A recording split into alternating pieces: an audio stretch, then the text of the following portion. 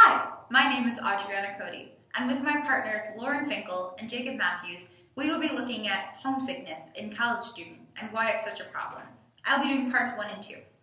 So the specific problem that we wanted to discuss today was homesickness in college students and why students don't have the skills to cope with it.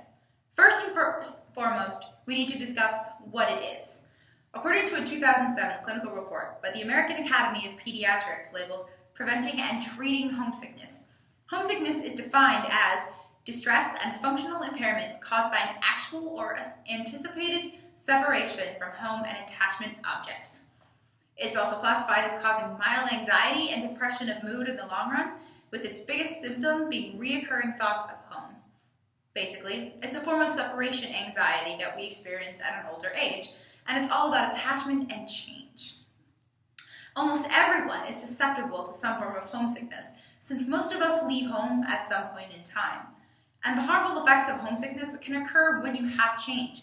Humans, as a general rule, don't adapt to change very well. In a 2018 online article from the Huffington Post named "What Happens to Your Mind and Body When You Feel Homesick" by Caroline Bologna, she says, homesickness is all about a period of adjustment, and when we are homesick, we are often uncomfortable or having doubts about where we are. What is the history of homesickness? It's been around a long time and we've all heard of it before, but what is it all about exactly? Well, as mentioned before, homesickness can hit pretty much anyone at any time, as long as they're spending a significant amount of time away from home.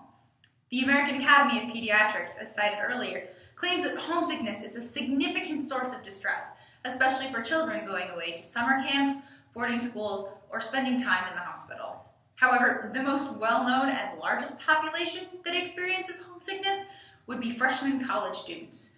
Sky Factor Research Groups did a 2016 study titled "College Student Homesickness: An Overview" to measure the homesickness levels in over 120,000 college students nationwide. And what did they find? Well, over 80% of students suffered from some form of separation homesickness. Well, to break down this problem further, what are the causes, the effects, and symptoms of said homesickness? Well, the causes of homesickness have to do with an attachment and a changing environment.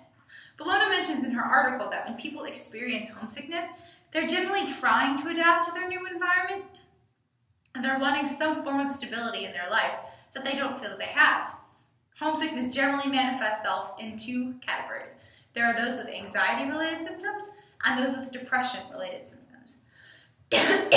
As mentioned in Bologna's article, often these symptoms manifest themselves as insomnia, problems with appetite, and difficulty concentrating. Sometimes you can feel uneasy or have an overactive fight or flight response, or you can even feel sad and obsessed with memories of your home, romanticizing them. Well, is there any way that we could further study this or have already been studied? There have already been many studies done on homesickness, especially in college students. Factors that affect levels of homesickness range. Things like distance from home, relationships at home, how much contact you keep with your family, and your current social environment all have either a positive or a negative impact on the level of homesickness students experience. The current methods for reducing and managing homesickness usually involve relationship skills and education. The American Academy of Pediatrics mentions strategies such as educating students about homesickness, providing coping strategies, and encouraging students to get out there and form a social support system. Bologna, in her article, tells us that treatment involves accepting our homesick feelings, connecting to your environment, and confronting your feelings, either with yourself or with others. But there are some obstacles that keep us from reaching a concrete solution for homesickness. Many colleges have counseling services, but they're not very well advertised.